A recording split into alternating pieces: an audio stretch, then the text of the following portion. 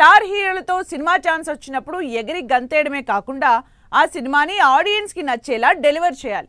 ఒకవేళ అలా చేయకపోతే ఆ డైరెక్టర్లు ఇక ఇండస్ట్రీలో ఉండడం, సినిమా ఛాన్స్లు రావడం కష్టమే.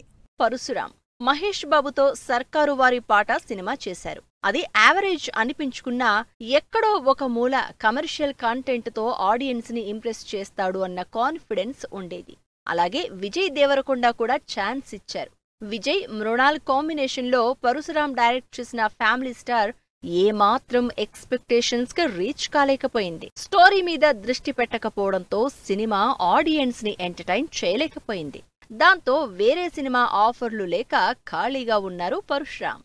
నిన్ను కోరి సినిమాతో ఆడియన్స్ ని తెగ ఇంప్రెస్ చేసిన డైరెక్టర్ శివ నిర్వాణ ఆ తర్వాత నానితోనే టగ్ జగదీష్ మూవీ చేసినా అంతగా హిట్ అవలేదు.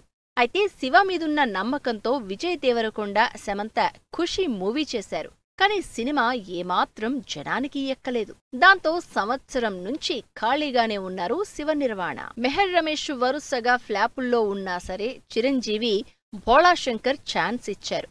ఎన్నో ఎక్స్పెక్టేషన్స్ తో తెరకెక్కిన ఈ సినిమా బాక్సాఫీస్ ముందు బొక్కబోర్లా పడింది. భోళాశంకర్ సినిమా చేస్తున్నప్పుడే మెహర్ రమేష్ ఎబిలిటీ మీద డౌట్ పడ్డారు ఫ్యాన్స్. అనుకున్నట్టుగానే సినిమా ఫ్లాప్ అయింది.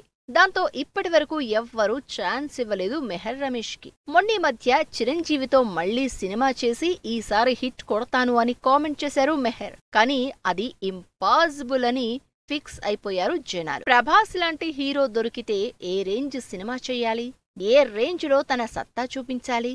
కానీ రాధాకృష్ణ మాత్రం ఏదేదో చేశాడు. చాలా కాలం తర్వాత ప్రభాస్ లవ్ స్టోరీ చేస్తున్నాడని తెగ ఆనందపడిపోయారు ఫ్యాన్స్. కానీ రాధేశ్యామ్తో జనానికి తలనొప్పి తెప్పించాడు రాధాకృష్ణ. ఇక అంతే సంగతి. 2 ఏళ్ల నుంచి వేరే సినిమా ఆలోచన లేకుండా అసలు ఇండస్ట్రీలోనే కనిపించలేదు రాధాకృష్ణ. వరుసగా ఫ్లాపుల్లో ఉన్న హీరోకి హిట్ ఇస్తాడేమో అనుకుంటే అసలు డైరెక్టరే అడ్రస్ లేకుండా పోయాడు. ఇదంతా సురేందర్ రెడ్డి గురించి. అఖిల్తో స్పై యాక్షన్ ఎంటర్టైనర్ అని భారీ బడ్జెట్తో చేశారు సురేందర్ రెడ్డి. ఆ సినిమా కాస్త డిజాస్టర్ అయింది. దాంతో 2 ఏళ్ల నుంచి నెక్స్ట్ సినిమా ఛాన్స్ ఇవ్వలేదు ఎవ్వరు. అంతేకాదు పవన్ కళ్యాణ్ అంతకుముందు సురేందర్ రెడ్డితో అనౌన్స్ చేసిన సినిమాని తెరకెక్కించడానికి కూడా ఆలోచించాల్సిన పరిస్థితొచ్చింది. ఇలా ఒక్క ఫ్లాప్తో ఈ డైరెక్టర్లు అసలు నెక్స్ట్ సినిమా ఛాన్స్ ఎవరిస్తారా అని ఏళ్ల తరబడి వెయిట్ చేస్తున్నారు.